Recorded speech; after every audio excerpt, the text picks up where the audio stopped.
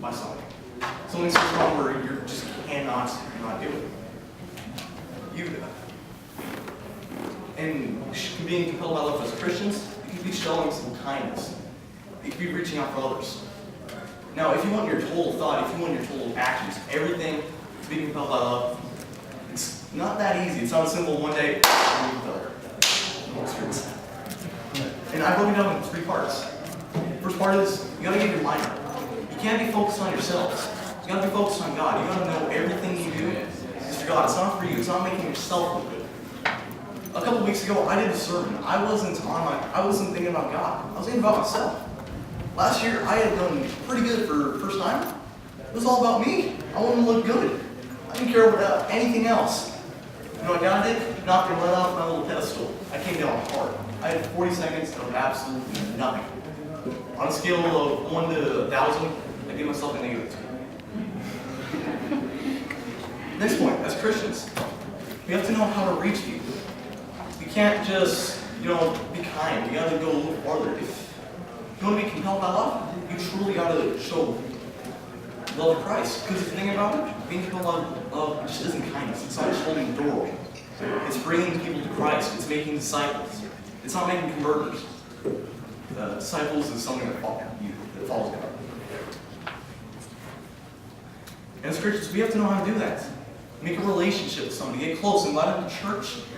Our youth group, we do awesome stuff on Wednesdays. We had world's biggest water slide. You gotta make a connection with them. You can't just say, go to church.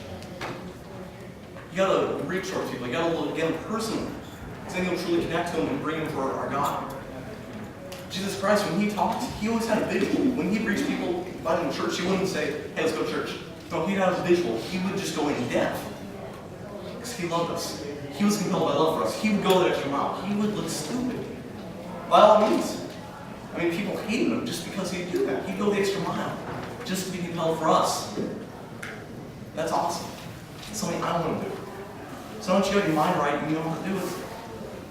But lastly, you have to know that whatever you do here, every little good deed, every person you save, you may not be rewarded in this life, but in the next life, I guarantee you, God will be patting you on the back saying, thank you. You did an excellent job, well done. You did as I followed. Command. Every little deed, not just one big deed. Every little thing, being kind to somebody, listening to somebody, even holding a door. God will read you. Every little thing. Bear with me, this is old James. Chapter 22, verse 2 through 3. In the midst of the street of it, on either side of the river, was there the tree of life, which bare 12 manner of fruits, and yielded her fruit every month. And the leaves of the tree were for the healing of the nations.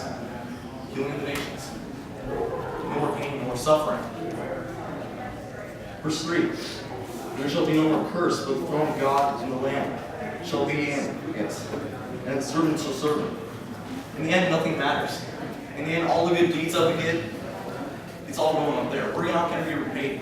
Like, we may not be repaid here, for God, up there. And I know it's hard to imagine heaven. But God's been working on this place for thousands of years. God knows what we like. God knows who we are.